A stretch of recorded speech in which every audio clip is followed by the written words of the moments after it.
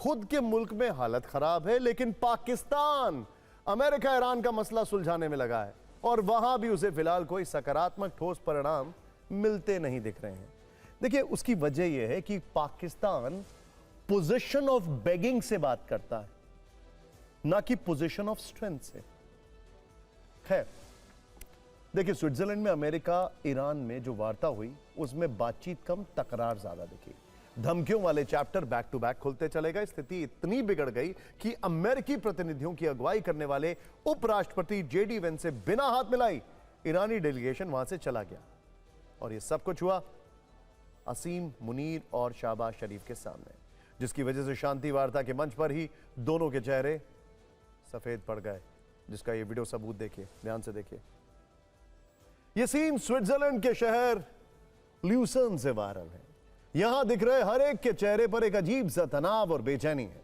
Iran के विदेश मंत्री अरागची कुछ देर तक तो शहबाज शरीफ से बात करते रहे, बल्कि वो डोर से अंदर आते हैं, बात करते हैं। इसी डोर के बाहर, ध्यान से देखिए, ये जो डोर है, इस डोर के बाहर कालीबाफ इंतजार कर रहे थे, वो अंदर तक नहीं आए। लेकिन ये बात करते हैं शहबाज शरीफ से और फिर उसके बाद अचानक अपनी टीम के साथ बाहर निकल गए। इसके बाद शहबाज शरीफ बगल में खड़े असीम मुनीर को कुछ बताने का प्रयास करते दिखे। इसके बाद कैमरा जेडी वेंस के चेहरे पर जूम इन हुआ तो उन्हें देखकर भी यही लगा कि सब कुछ सामान्य नहीं है। कुछ सेकंड बाद जेडी वेंस घूमकर शहबाज और मुनीर की तरफ आ गए। दोनों से अलग से बात करने लगे। उनकी बात सुनकर बीच में खड़े शहबाज शरीफ काफी ज्यादा परेशान दिखे। देखिए, यहां पर आपको एक बात बताना बहुत जरूरी है। ओपन सोर्स इंटेल के हवाले से खबर है कि इससे पहले सब कुछ प्लान था कि दोनों एक जॉइंट स्टेटमेंट देंगे, यानी ईरान और अमेरिका, और एक जॉइंट स्टेटमेंट पे साइन भी होगा। लेकिन कहीं कुछ गड़बड़ हुआ, वो हम आपको बताने वाले हैं। मीटिंग हॉल में जेडी वेंस ईरानी डेलीगेशन का इंतजार करते रहे। ये तस्वीरें उसका सबूत है। लेकिन अब्बास अरागची जेडी वेंस से मिले बिना ही निकल गए। अमेरिकी टीम के साथ फोटो सेशन से भी इनकार कर दिया। ईरान के डेलीगेशन ने अमेरिकी मंच से पूरी तरह दूरी बनाई। यहां तक कि अरागची ने पाकिस्तान के आर्मी चीफ असीम मुनीर से भी मुलाकात नहीं की है।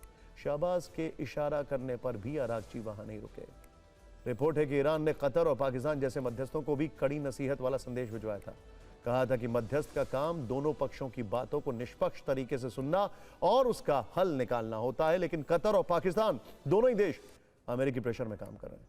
दरअसल ईरान ने यह कड़ा रुख ट्रंप की धमकी के बाद दिखाया। ट्रंप ने ईरान को तुरंत हिजबुल्लाह को फंडिंग बंद कर देने की वार्निंग दी थी। ट्रंप ने कहा था कि ईरान ने प्रॉक्सी को नहीं रोका तो पहले से ज्यादा विनाशक हमले होंगे। ट्रंप ने कहा था कि वॉशिंगटन के पास ईरान को सबक सिखाने के लिए कई विकल्प हैं। ट्रंप ने यह भी कहा था कि सुधर जाओ वरना पूरे ईरान पर कब्जा कर लेंगे।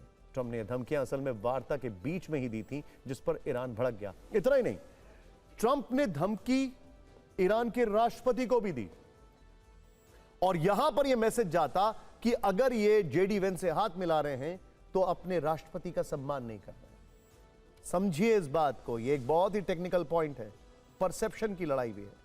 खैर, ईरान की ओर से भी जुबानी फायरिंग होने लगी। ईरान के वार्ताकार कालीबाफ ने जवाब देते हुए कहा कि किसी भी हमले का माकूल जवाब देने के लिए ईरान तैयार है। ईरान के राष्ट्रपति ने ट्रंप की इसी धमकी के बाद ऐलान किया कि ईरान यूरेनियम संवर्धन का अधिकार नहीं छोड़ेगा।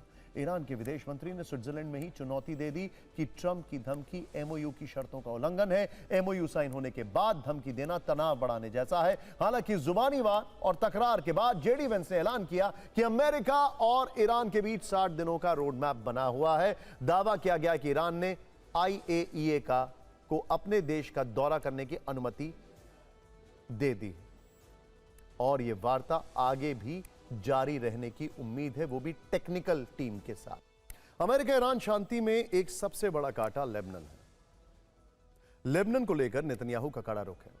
लेबनान पर जारी इजराइल के हमले हैं। लेबनान के बड़े से इलाके पर इजराइल की सेना का नियंत्रण है। जवाब में हिजबुल्लाह का एक्शन है और यही एक्शन रिएक्शन अमेरिका ईरान में टेंशन का सबसे बड़ा कारण है।